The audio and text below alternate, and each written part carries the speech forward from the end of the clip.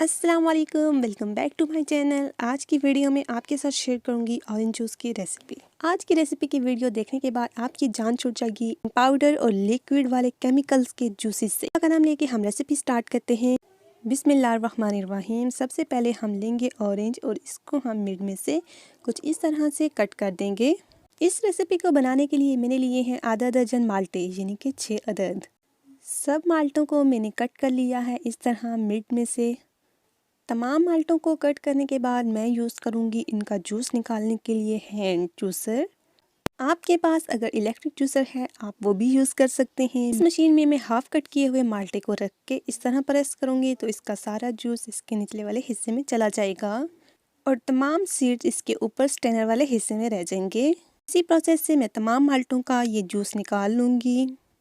बहुत ज़्यादा टाइम नहीं लगेगा ये जूस निकालने में, तकरीबन 5 मिनट में हम ये माल्टों का जूस निकाल लेंगे।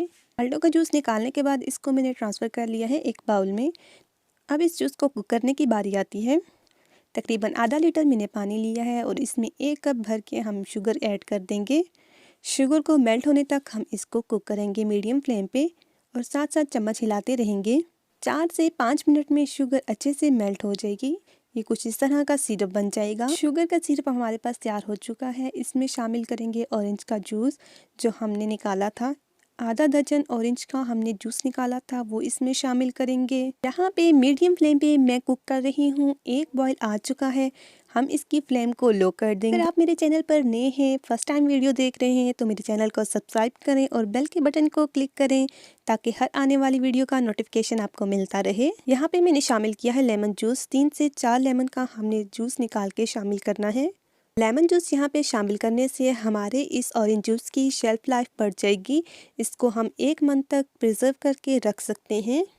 15 मिनट गुजर चुके हैं। लो फ्लेम पे हमने इस जूस को कुक किया है। अब कुछ इस कंडीशन में आ चुका है। यहाँ पे हम फ्लेम को कर देंगे ऑफ। अब इसको 1 घंटे की रेस्ट के लिए छोड़ देते हैं। ठंडा होने के बाद इसको सर्व करेंगे। 1 घंटा गुजर चुका है। अब मेन पॉइंट की बारी आती है, इसको सर्व कैसे करें।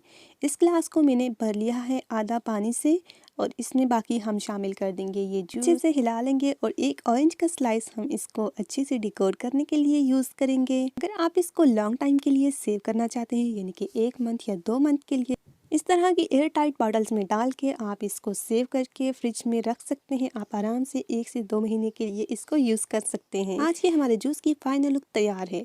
आज के जूस की रेसिपी की वीडियो आपको कैसी लगी? अगर अच्छी लगी अच्छा सा कमेंट और लाइक करना ना भूलिएगा। मिलेंगे नेक्स्ट वीडियो में। अपना बहुत सारा ख्याल रखिएगा। अल्लाह हाफिज़।